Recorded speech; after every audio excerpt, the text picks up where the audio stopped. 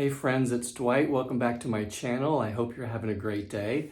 So today we're going to do another dump and swirl on a 24 by 36 canvas. And we're going to be using colors from the color wheel. I'm going to go over those in a few minutes. I've got 7 colors here that we're going to be using, and we're going to have a great painting. So I want to just remind you that if you're using a canvas, any size actually, in this case I'm using a 24 by 36 as I mentioned, you have to make sure that you have enough paint, not just to cover the surface, but also the edges. Now my painting today is on a Michaels Level 3 gallery wrapped canvas, so it has those 1.5 inch sides to them. So that means I have to mix up extra paint to make sure that I get it over the sides, as well as all the tilting I'm doing to make sure that all the corners and edges are covered. But that means I need to make sure that I have extra paint. Now I've been doing these 24 by 36s more recently, and I've got it down pretty good to use about 50 ounces of paint. So that's about 28 ounces of the color in my puddles, and then another 20 to 24 on top of that is my dump paint. That makes me make sure that I cover the entire canvas, all the edges, and there's really no movement of the paint on the canvas when I'm done, which means it's great. So that's what we're going to do today. I'm going to mix up my colors. I'm going to show you the 7 colors that I'm using. I'm mixing them up in 4-ounce cups. So 7 times 4 is 28.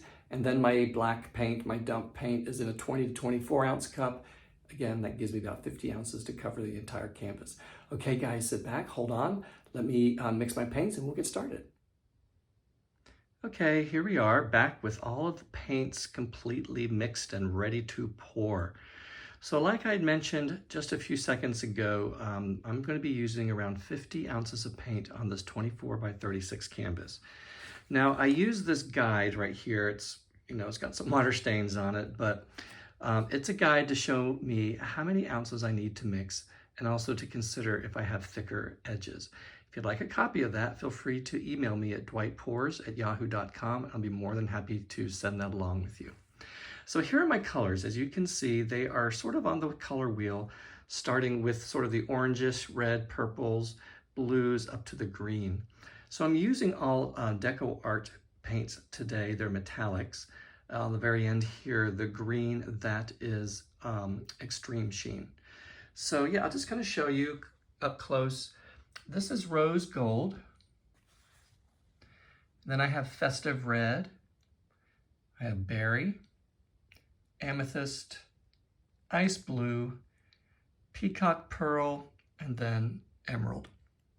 And of course my paint here, that is my Artist Loft Soft Body Black, and that's in about a 24-ounce cup. I've got about 23 ounces probably in there. I may not use all of it. Okay, so I'm gonna just prep the canvas here and get ready, and we'll start the pour. We'll see you in a second.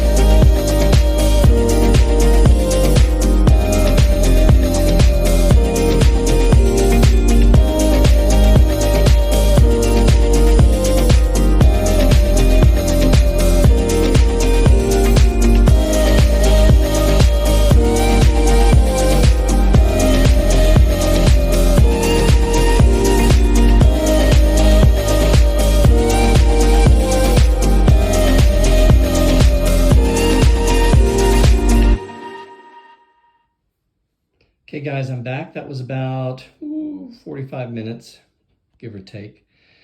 First I want to apologize. You know, it's like a cloudy day today. It's about ready to rain where I am, so these colors look really muted. But it's metallic, so metallics really shine once they're dry. So I'm really loving this. I love the movement. I know you see the light overhead. I can't do much about that. Through here, the green. Yeah, I think it looks really cool. So what I'm gonna do is I'm gonna let this dry, and I'm gonna go in. Let's see, the edges are starting to dry. I'm gonna go in and clean all of this up in a good way. I think what I'll be able to show you in the next segment is how I take all of this and really highlight it, and so that it pulls you in to the negative space. I'm not going to get rid of a lot of those dots because I think they have some unique qualities to them. But yeah, I'm going to go in, I'm going to clean those up a little bit. So let me just show you. I'll just go to skim over here. I won't try not to drop my camera. You can see all the color. Then you have the green. Yeah, see, it looks better up close, doesn't it? Yeah, cool. Okay guys, I'm watching this dry. I'm hoping that it dries really nicely, just as is. And yeah, we'll do a time lapse of me doing tons of touch-ups I can see on this painting. And then we'll show you the final dried results. Okay, stay tuned. Okay guys, here we are, dried results. I'm gonna get started here in a minute to do some touch-ups through here and around the negative space. And then when I'm done, I'll show you the dried results.